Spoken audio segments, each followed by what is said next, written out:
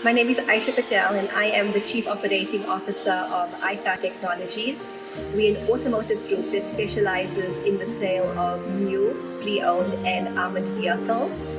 I've been fortunate enough to be part of the Icar Technologies family for the past 3 years, and it's been a environment that I've immensely enjoyed. It's an environment that stretched my mental capacity. It's an environment that allowed me to play and be disruptive and change the status quo in terms of what is the expectations from a customer experience perspective.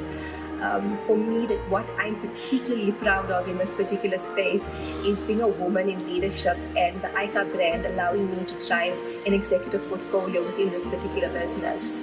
And carving a footprint in an environment that is predominantly male-driven, and bringing some diversity to this particular portfolio and weathering the storm of COVID and just disrupting the way things are done in the automotive space has really been an achievement for me.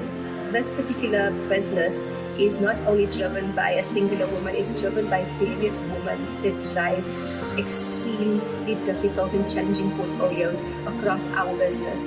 And our business wouldn't be the business that it actually is without us driving HR, marketing, finance, human resources, and customer experience.